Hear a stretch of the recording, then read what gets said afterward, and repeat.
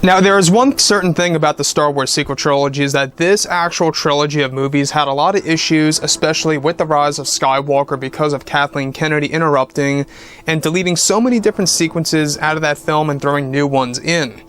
This is Mike Zero. Make sure to subscribe if you're new to the channel for future Star Wars content. Now, one thing about Disney Star Wars is that yes, we do know that they are now currently on the road to success here with George, John, and Dave on their side to really enhance the Star Wars experience, and we're going to experience more of this just tomorrow with the Mandalorian Season 2 finale. Honestly, a lot of fans are very excited about what's about to happen in the final episode of Season 2 that's going to tease of what's to come for Season 3 and 4, given that those two seasons are being worked on back-to-back by Jon Favreau. Now, moving ahead here, obviously Star Wars is looking brighter and brighter every single day.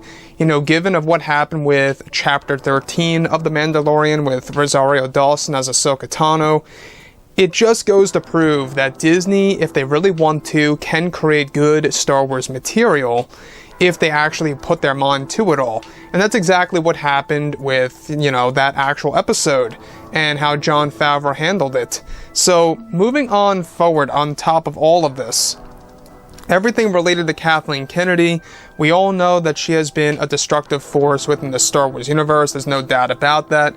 She was the main cause of derailing the franchise midway through with The Last Jedi by hiring Rian Johnson. Now, with that being said, ever since Rey was created by director J.J. Abrams, everything, of course, has been very controversial. But given that Kathleen Kennedy no longer has control over the majority of the existing Star Wars projects, it's described that Kathleen Kennedy at one point in time completely destroyed a major plan by George Lucas for the Star Wars franchise. Now, it's described that with the rise of Skywalker, George Lucas had a plan with Chris Terrio and J.J. Abrams to separate the film into two parts in order to create an epic finale to the Skywalker saga by releasing Part 1 in December of 2019, which happened anyway, and a Part 2 in May of 2020 that would have involved more footage with the core and main characters within the Star Wars universe. Now let me stop right there for a second. Obviously 2020 would have been a disaster. It would not have worked given of what happened with the global pandemic at hand. They would have ended up delaying this thing until 21, easily. Now further, it's described that Kathleen Kennedy at first was supporting this idea, and that for a while they were actually aiming to create the film into two parts in a similar fashion to the Harry Potter franchise.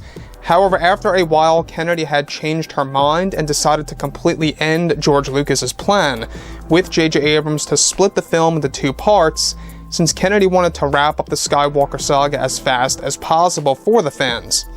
Now, Kennedy saw this as a disastrous attempt by Lucas to actually include more action for Luke Skywalker in the form of flashbacks, as well as more Force Ghost related sequences in the movie.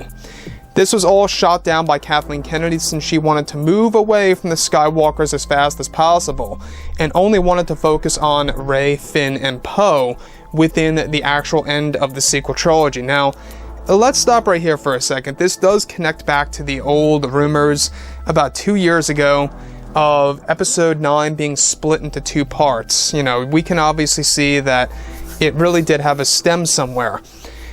Now, Kathleen Kennedy, obviously, the fact that she was in support of this idea at first kind of misled George Lucas, J.J. Abrams, and Chris Terrio, and it also could very well explain as to why there were so many scenes as well that were shot for this movie that just did not end up being the case in the final cut of Episode 9. It's one of the main reasons also as to why Bob Chapek actually greenlit the project that would actually pretty much be a new cut of The Rise of Skywalker, including so many different deleted scenes and different ending scenarios and whatnot. So obviously, Kathleen Kennedy did not know what she was doing, and she went back and forth, flip-flopped, you know, numerous times within the Episode 9 production. Now, aside from all of this, what's really important that a lot of fans need to know is the fact that, you know, they were really trying to pick up on a lot of Colin Trevorrow's ideas from Duel of the Fates, the original title of Episode 9 by Colin before he was fired. Kathleen Kennedy was not allowing this to happen at all, period. She wanted nothing to do with Colin Trevorrow's work. She wanted to actually have no references to his actual ideas. And J.J. Abrams, at the very least, tried to salvage some of it, but Kathleen Kennedy was just not having it. So I think that obviously that's one of the main reasons as to why Episode 9 seems like a mess at times. In the very beginning, it feels so rushed. It feels way too fast-paced. It just feels like they speeded right through the actual first act of the movie like no tomorrow. So, like I've said before in the past, guys, I think that regardless, Kathleen Kennedy, given that she's only working on The Acolyte with Leslie Headland, she's only supervising that project and that's it. Everything else is going to be led by pure creators that love the franchise. So, like I've said before in the past, guys, drop a comment below. Let me know about all of this in the comments. And if you guys did enjoy the content for today, do make sure to drop a thumbs up on this video to support the channel. I thank you all so very much for the kind support, and I'll catch you guys next time.